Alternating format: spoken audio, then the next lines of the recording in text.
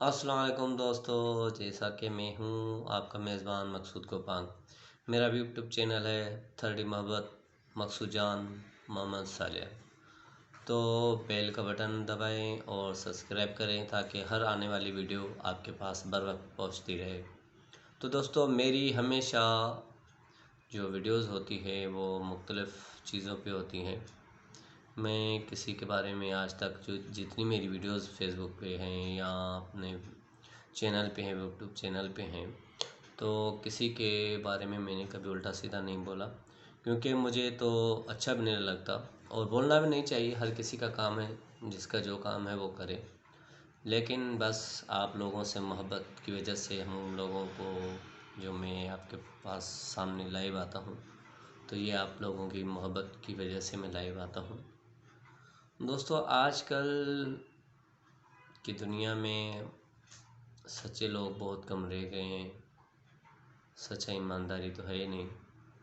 कुछ लोग हैं जो सच्चे हैं, जो अपने मकसद में कामयाब हैं, और जो हैं सो हैं।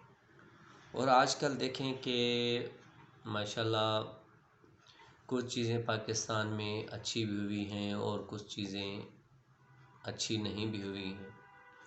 लोग कहते हैं हुकूमत के बारे में कि भाई हुकूमत ने कुछ नहीं किया। देखें, हुकूमत हमेशा बड़े बड़े शहरों में या बड़ी जगहों पे बैठी हुई होती है। उनको ये पता नहीं होता कि भाई साइड में क्या हो रहा है, साइड में क्या नहीं हो रहा।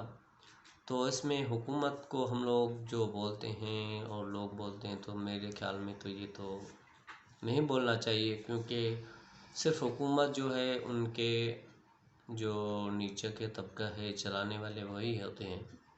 तो किसी को बुरा नहीं बोलना चाहिए, क्योंकि अब सब अपने अपने हिसाब से सही है।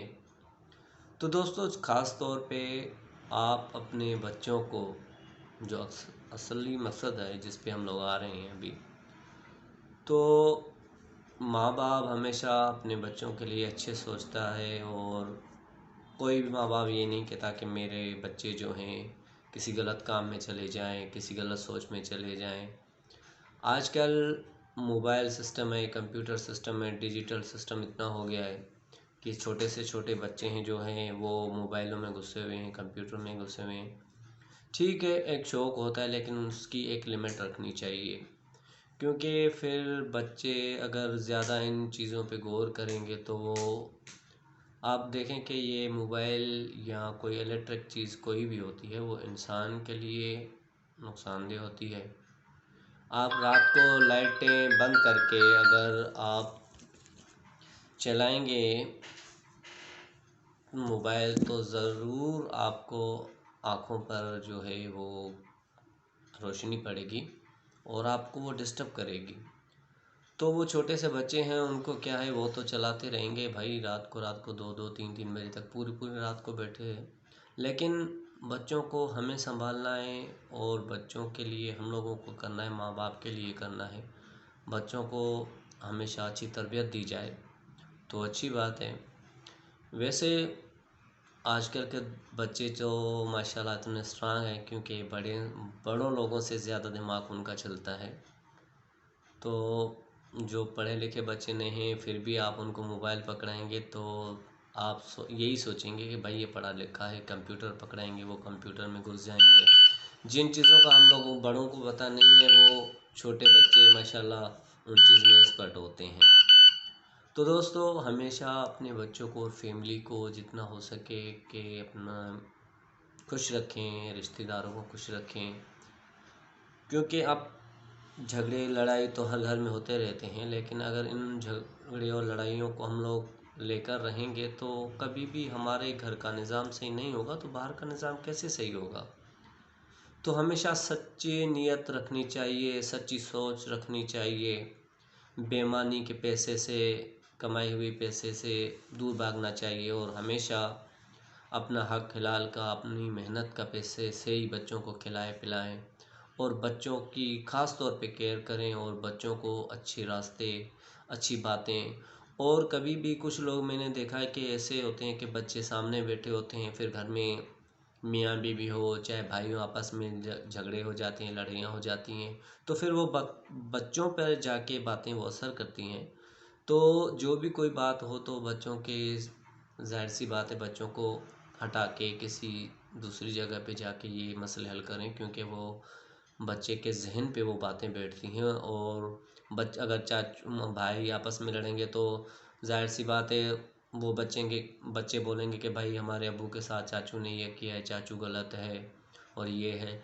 लेकिन बच्चों को इन चीज़ों का कोई मसला, मतलब कोई चीज़ का पता नहीं होता कि हकीकत क्या है। तो मेरे दोस्तों, कि हमेशा इतना ख्याल रखो कि अपने बच्चों के सामने कोई ऐसी बात ना बोलें ताकि बच्चों पे असर पड़े। और अपनी माँ के सामने भी जो भाई हैं वो ख़ास तौर पे ऐसी बातें ना करें जो माँ पे असर पड़े। और अपनी वाइफ के भी सामने कभी भी अपने रिश्तेदारों के बारे में या उनके रिश्तेदारों में बुरा भला नहीं बोलना चाहिए, क्योंकि ज़ाहिर सी बात है, अगर आपकी वाइफ आपके घर वालों को, आपके रिश्तेदारों को गलत बोलेगी तो आपसे भी बर्दाश्त नहीं होगा। और आप अगर बोलेंगे तो उनको बर्दाश्त नहीं होगा।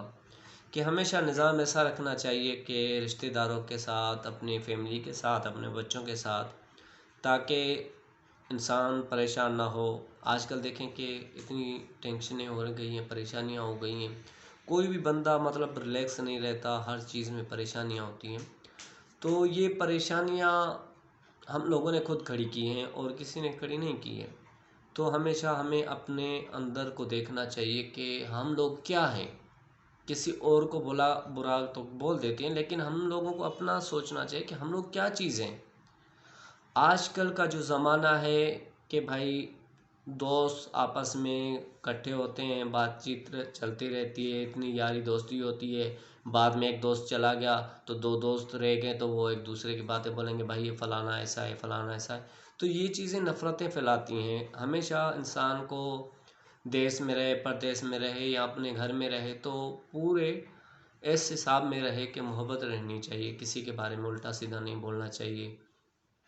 आप लोगों के सामने सारी मिसालें होती हैं कि भाई किसी के लिए खड्डा खोदोगे तो खुद जाके गिरोगे।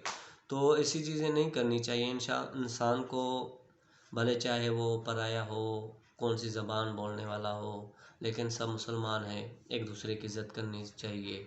और इज़्ज़त करने से कम इंसान कम तो नहीं हो जाता। या किसी अगर कोई गलती हो जाती है, माफ़ी मांगने से लोग घबराते हैं कि माफ़ी हम लोग क्यों मांगें, हम लोग तो भाई ये हैं वो हैं। तो माफ़ी मांगने से इंसान छोटा नहीं हो जाता, बल्कि आगे वाले को शर्म आ जाती है कि यार मैंने इस बंदे को इतना कुछ बुरा बुरा बोला, लेकिन फिर भी वो ही बंदा आके मुझसे माफ़ी मांग रहा है। तो दोस्तों, हमेशा ऐसी चीज़ों का ख्याल रखा करें, बच्चों के लिहाज से, रिश्तेदारों के लिहाज से, ताकि किसी की दिल आज़ारी ना हो। और किसी गरीब का ख्याल रखें, किसी गरीब का हक ना खाएं। और गरीब को अपना टाइम से सैलरी देनी चाहिए। और जो आपस में दोस्त हैं, मज़दूर कहीं पे भी, फैक्ट्रियों में कहीं पे भी, तबका जो मज़दूर तबका है, वो एक दूसरे के बारे में अच्छा सोचें तो अच्छी कंडीशन रहेगी।